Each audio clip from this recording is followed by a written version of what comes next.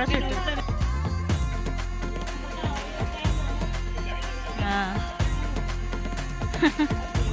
బాగుంది. అడుగు ఎంత?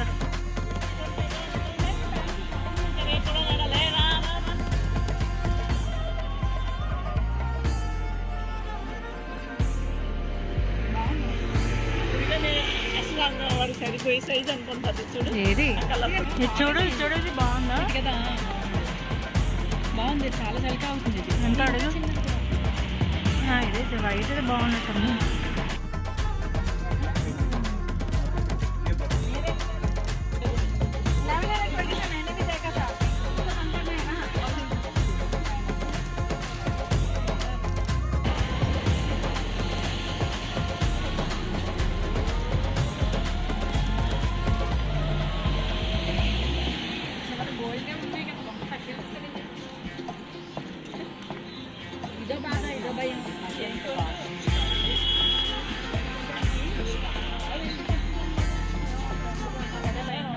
హలో అండి, వెల్కమ్ టు అవర్ ఛానల్.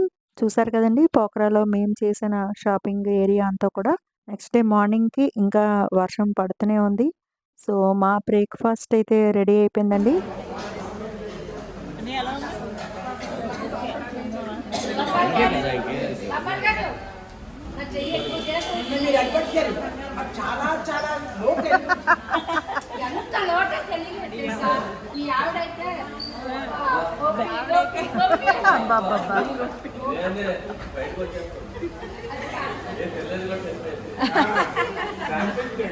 చెప్పాను నేను.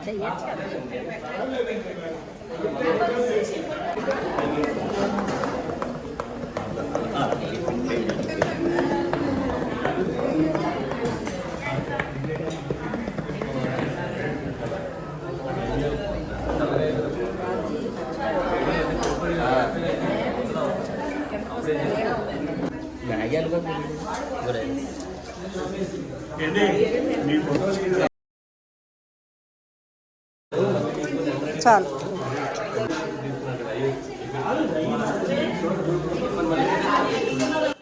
మేమందరం బ్రేక్ఫాస్ట్ చేశాక మాకు సిటీలో ఉన్న వింధ్యావాసిని అనే టెంపుల్కి తీసుకుని వెళ్ళారండి.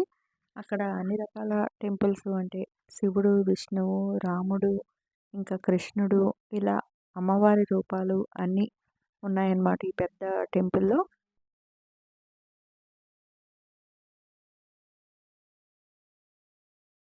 ఇవన్నీ చూసుకొని నెక్స్ట్ మేము డేవిస్ ఫాల్స్ అనే ఒక వాటర్ ఫాల్స్ దగ్గరికి అయితే వచ్చామండి. ఈ వాటర్ ఫాల్స్ అనేవి విచిత్రంగా మనం పైనుండి చూడొచ్చు, కింద నుండి చూడొచ్చు అనమాట. ఇదంతా కూడా పైనుండి చూస్తున్నాము ఇప్పుడు ప్రెజెంట్. మీకు కిందన కూడా చూపిస్తాను, అంటే ఆ ఫ్లో అనేది ఎక్కడికి పడుతుంది అనేది చూపిస్తాను మీకు. సో ప్రెజెంట్ అయితే పైనుండి ఇలా పడుతుందండి. ఇది కింద పార్ట్ అన్నమాట. మనము ఒక టెంపుల్ లాగా ఉంటుంది, మహాదేవ్ మందిర్ అని, మహాదేవ్ కేవ్ అని ఒక గుహ ఉంటుందండి. సో ఆ గుహలోంచి మళ్ళీ మనము ఒక 100-150 ఫీట్ కిందకి దిగాలన్నమాట. సో కొన్ని చోట్ల స్టెప్స్ ఉంటాయి, కొన్ని చోట్ల మామూలుగా అలా కొండ దిగినట్టుగా దిగాలి. వర్షం పడుతూనే ఉందండి, పైనుండి కూడా చిన్న చిన్న చినుకులు పడుతూనే ఉన్నాయి గుహలో కూడా. ఇదంతా కూడా మనకి అరకు బొర్రా కేవ్స్ ఉంటాయి కదండి, ఆ టైప్లో ఉందన్నమాట ఈ కేవ్ అంతా కూడా. ఇక్కడ నుండి చూడొచ్చు మనం, పైనుండి వస్తున్న వాటర్ ఫాల్స్ అంతా కూడా ఇక్కడ పడుతుందండి. పడి అది ఇంకా అటువైపు వెళ్తుంది, కొంచెం కొంచెం వాటర్ అనేది ఇక్కడికి వచ్చి ఇలా ఆగిందనమాట. సో ఇది గుహ అంటే నిజంగా గుహలాగే ఉందండి, అలా వెళ్తున్న కొద్ది వస్తూనే ఉందన్నమాట. నేను ఇది వెళ్తున్నప్పుడు తీయలేదు, తిరిగి అన్నీ చూసేసి తిరిగి పైకి వెళ్తున్నప్పుడు తీసిన వీడియో ఇది. ఇంత పెద్ద గుహ ఉందన్నమాట. పైనైతే ఒక శివలింగం ఉంది, అది పూర్తిగా అంటే బొర్రా కేవ్స్లో చూడండి, ఒక నీళ్లు పడి పడి ఒక ఆకారం అయితే ఏర్పడతాయి కదా కొన్ని కొన్ని శిలల్లాగా, అలాగా ఏర్పడిన శివలింగము అని అనిపించింది నాకు. పూర్తిగా దూరం నుండి చూస్తే ఏదో రుద్రాక్షలాగా అనిపిస్తుంది అనమాట, అంత పెద్ద రుద్రాక్షలాగా అనిపిస్తుంది. కాకపోతే ఇది ఆ వాటర్ పడి పడి వెలిసిన శివలింగం లాగా అనిపించింది. మీకు ఆ ఫోటో కూడా నేను యాడ్ చేస్తున్నాను. సో నెక్స్ట్ ఇంకా వాటర్ ఫాల్ డేవిస్ ఫాల్స్ అని ఎందుకు పేరు అంటే ఒక ఒక జంట, డెవి అనే ఒక జంట ఇక్కడికి వచ్చారంట. వచ్చినప్పుడు ప్రమాదవశాత్తు ఆ లేడీ ఒకామె ఇందులో పడి కనిపించలేదంట. మరణించారనమాట. అప్పుడు వాళ్ళ నాన్నగారు పెట్టిన ఆ అమ్మాయి నాన్నగారు పెట్టిన పేరు డేవిడ్ ఫాల్స్. అంటే ఆ అమ్మాయి పేరు డేవిడ్ ఏదో అంట. సో, ఆ డేవిడ్ బదులు డేవిస్ ఫాల్స్ అని పేరొచ్చేసిందనమాట దీనికి. చూడండి పైనుండి వర్షం పడుతుంటే కిందన మెట్ల మించి కూడా నీళ్లు కారిపోతున్నాయి కిందకి.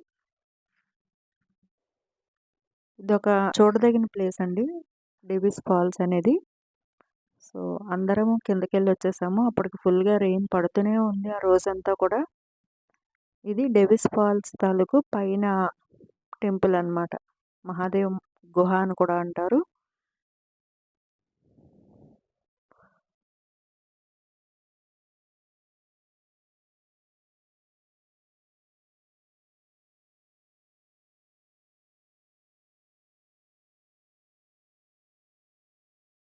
సో, ఇది చూసిన తర్వాత ఇంకా మేము మళ్ళీ మధ్యాహ్నం రూమ్‌కి వెళ్ళిపోయి ఆఫ్టర్‌నూన్ లంచ్ అనేది చేసాము. ఆఫ్టర్‌నూన్ లంచ్ అయిపోయాక నెక్స్టు వారాహిమాత టెంపుల్ అనేది ఉందండి. నది మధ్యలో మీకు నది అన్నది చూపించాను కదా! సో, ఆ నది మధ్యలో ఒక చిన్న ఐలాండ్‌లా ఉంటుంది. అందులో అక్కడ ఉంటుందన్నమాట టెంపుల్ వారాహి టెంపుల్. సో, అక్కడికి వెళ్దామని అయితే మేమందరం కూడా అంటే ఆర్గనైజర్ తీసుకెళ్తా అన్నారు. అసల వర్షం పడుతుంది కదా! కొంచెం మంది డ్రాప్ అయిపోయారు. వర్షంలో ఏం వెళ్తాము అందులో నదిలోకి అని చెప్పి. సరే ఇంకా కొంతమందికి దగ్గర డబ్బులు కలెక్ట్ చేశారు. వెళ్దాము ఈ బోట్‌ల్లో అని.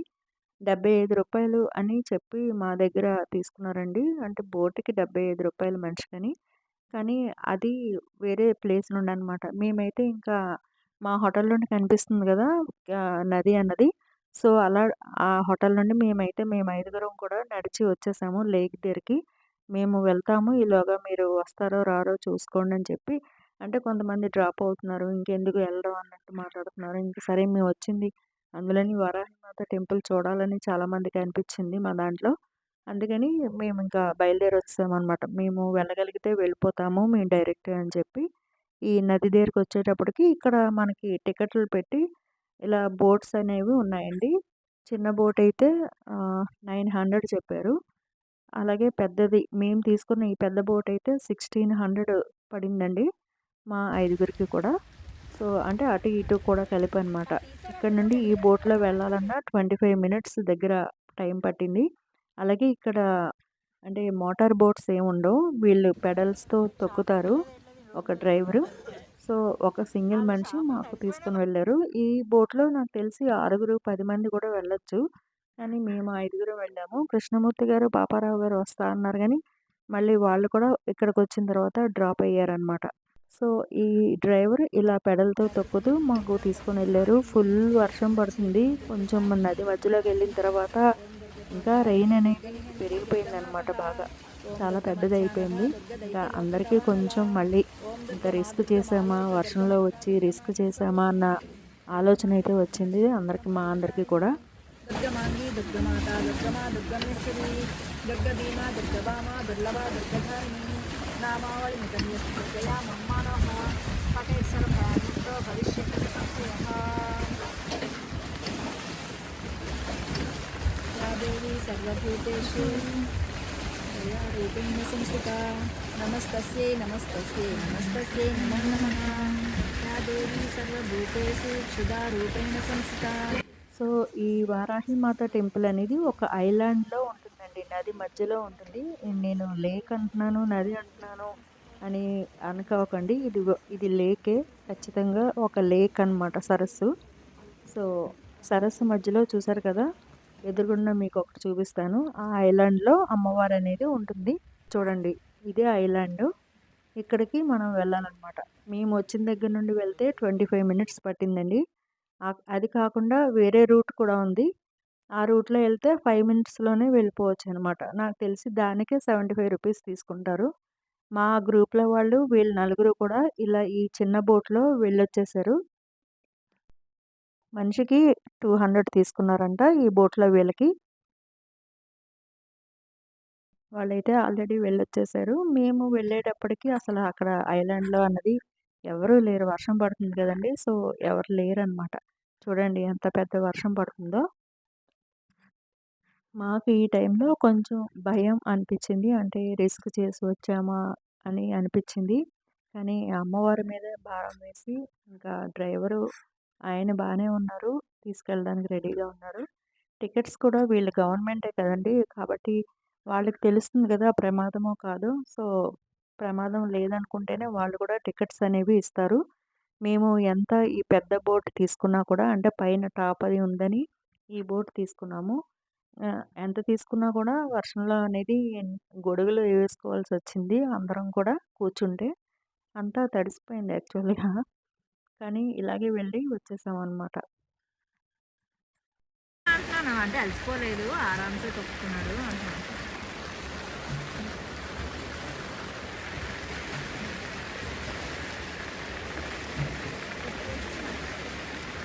హ్మ్. నాకు తెలిసి ఇది చక్కగా ఈవినింగ్ టైమ్ అప్పుడు అంటే వర్షం లేనప్పుడు బోటింగ్ చేసుకోవడానికి చాలా చాలా బావుంటుందండి. అంటే వెళ్ళడానికి చాలా సరదాగా ఉంటుంది. అండ్ అమ్మవారి దర్శనం కూడా అయిపోతుందనమాట. అమ్మవారంటే మనకి అంటే విగ్రహంలాగా ఏముండదండి. చిన్నది వెండితో చేసింది, తయారు చేసింది ఉంది. చాలా చిన్న విగ్రహం అనమాట. అక్కడ పూజారులు ఉన్నారు. అలాగే కొంచెం గుడి తాలూకు ప్లేస్ అంతా కూడా చూడడానికైతే చాలా బావుంది. బావుంది. ప్లేస్ అంతా కూడా కొంతసేపయితే చక్కగా వర్షం అనేది లేకపోతే గనక కొంచెం సేపు అక్కడ కూర్చొని ఎంజాయ్ చేసి రావచ్చు. అంటే ఆ వాతావరణాన్ని, ఆ నేచర్‌ని, ఆ వాటర్‌ని అంతా కూడా కొంచెం ఎంజాయ్ చేసి రావచ్చు. మేము వర్షంలో ఎళ్ళాం కదా! ఇంక మరి చూడండి ఆల్రెడీ ఒక 2 స్టెప్స్ మునిగిపోయాయి ఇక్కడ. వాటరు పైకొచ్చేస్తుంది. ఇంకా ఇదే అనమాట. ఆహ్, డ్రైవరు ఒక 10 నిమిషాలు మాత్రమే వెయిట్ చేస్తాను అని చెప్పారు. అంటే 10 నిమిషాల్లో వచ్చేయండి రిటర్న్ వెళ్ళిపోవాలి అని చెప్పారనమాట. మనకి అంతే టైమ్ ఇస్తారు. సో, చూడండి ఈ ప్లేస్ అంతా కూడా ఇలా చెట్లతో చాలా చాలా బావుంది. కాకపోతే మాకు పూర్తిగా చూడడానికి అవకాశం రాలేదనమాట. ఇలా ఒక 2, 3 షాప్స్ ఉన్నాయి. ముందుగా గణపతి టెంపుల్ ఇది. అండ్ వెనకాతల ఉన్నది అమ్మవారి టెంపుల్. పూజారి గారు ఉన్నారు గానీ, ఆయనేదో కొంచెం నామమాత్రంగా పూజ చేశారు. అంటే వర్షం పడుతుంది కదా! ఈవినింగ్ 5:30 అలా అయినప్పటికీ ఇంకా క్లోజ్ చేస్తారంట. సో, అందుకని ఆయన గాబరాలో ఆయన ఉన్నారనమాట. అంటే మా దర్శనం అయిపోయాక ఇంకా అమ్మవారికి తెర వేసేశారు. సో, ఇంక నెక్స్ట్ వచ్చిన వాళ్ళు కూడా ఏం చూడలేరు పాపం. చాలామంది వెళ్లారు. మా తర్వాత కొంతమంది మా గ్రూప్‌లో వాళ్ళు అలా ఇంకా ఒకళ్ళు ఒకళ్ళు వెళ్తే మిగతా వాళ్ళకి కూడా వెళ్ళాలనిపిస్తది గదా! సో, అలా చాలామంది వెళ్లారు గానీ పాపం దర్శనం అయితే అవ్వలేదు. సో, నెక్స్ట్ ఇంకా మేము అటునుండి వస్తున్నప్పుడు ఆ 5 మినిట్స్ డిస్టెన్స్ అని చెప్పాను కదా! ఇంకా అటువైపు తీసుకెళ్ళిపోమన్నాం. అంటే ఇంకా ఈ 20 మినిట్స్ జర్నీ వద్దు బాబు మాకు బోట్‌లో వర్షం ఎక్కువయింది. ఈ 5 మినిట్స్ జర్నీ దగ్గరికి తీసుకెళ్ళిపో అని చెప్తే అక్కడ తీసుకెళ్ళి వదిలిపెట్టారు. మళ్ళీ మా రూమ్ దగ్గరకొచ్చేసాము. నెక్స్ట్ డే మార్నింగు ఇంకా మేము బయలుదేరిపోయామనమాట. పోఖరా నుండి లుంబినికి స్టార్ట్ అయ్యాం. సో, ఈరోజైతే మాధవి బర్త్‌డే అండి. అందరం ఇలా బస్సులో ఎక్కినప్పుడు అందరం ఒకేసారి చెప్దాము అని చెప్పి ప్లాన్ చేసుకొని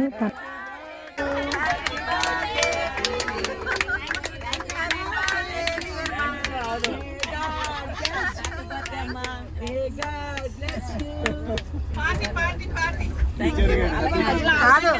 మా అందరి దగ్గర ఉన్న తలక పూసలదండి ఏమంటావా? మెండ ఎండిపోద్ది.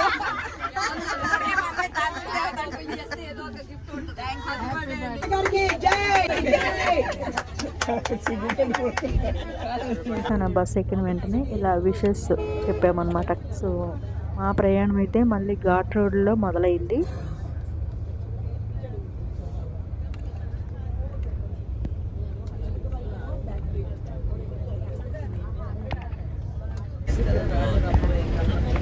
బాగుంది ఘాట్ జర్నీ. ఘాట్ జర్నీ బాగుంది అంటున్నాను. పోఖ్రా నుండి లుంబినికి వెళ్తున్నామండి. లుంబిని అంటే బుద్ధుడు పుట్టిన ప్లేస్ అన్నమాట.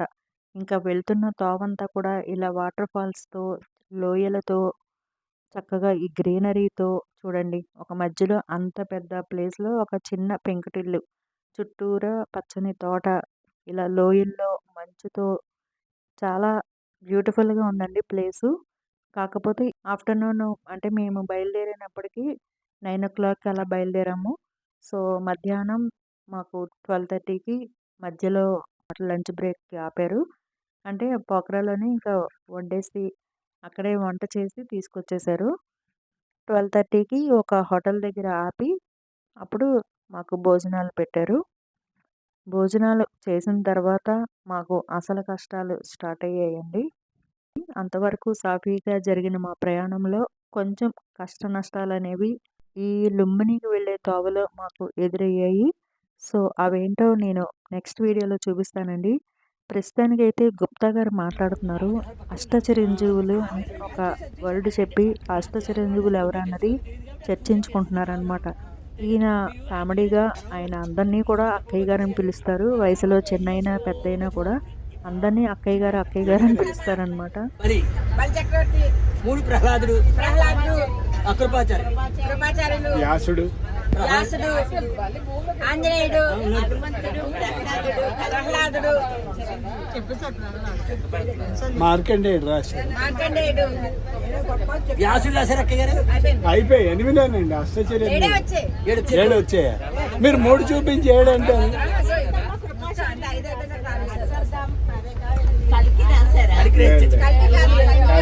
కృపాచార్యులు రాశారు అక్కయ్య గారు. బాబా అందరిని అక్కయ్య గారు అనుకోండి. బలి, వ్యాసుడు, ఆంజనేయుడు రాశారు లేదా అక్కయ్య గారు? ఆంజనేయుడు, మాట్లాడే ముందు అక్కయ్య గారు, తర్వాత అక్కయ్య గారు. అమ్మ విభీషణుడు గారి సుగ్రీవ్ డౌట్ మాకు అనుమానం చూడండి. సో ఈ డిస్కషన్ అంతా అయిందండి. ఇక్కడ మాకు లంచ్ బ్రేక్కి ఆపారనమాట బస్ని. అంటే ఆల్రెడీ పోఖరాలో వండి తీసుకొచ్చారు. వాటిని ఇక్కడ తీసుకొచ్చి వడ్డిస్తారనమాట. ఇలాంటి ఒక ప్లేస్ అయితే చూస్తారండి వీళ్ళు. అంటే తినడానికి వీలుగా ఉండే ప్లేస్ని అయితే చూస్తారు బాగానే. సో అక్కడ మేము లంచ్ చేసి మళ్ళీ 2:30కి స్టార్ట్ అయ్యాము. స్టార్ట్ అయిన హాఫ్ అన్ అవర్లోనే మాకు కష్టాలు అనేవి స్టార్ట్ అయ్యాయి. సో అవి ఏం కష్టాలు, ఎటువంటి కష్టాలు అనేది మీకు నెక్స్ట్ వీడియోలో చూపిస్తానండి. సో అదైతే కొంచెం ఇంట్రెస్టింగ్గానే ఉంటుంది అనుకుంటున్నాను మీ అందరికీ కూడా. సో ఈ వీడియో నచ్చితే లైక్ చేయండి, షేర్ చేయండి, కామెంట్ చేయండి. ప్లీజ్ సబ్స్క్రైబ్ అవర్ ఛానల్ అండి, కళాపిని స్టోరీస్. Thank you.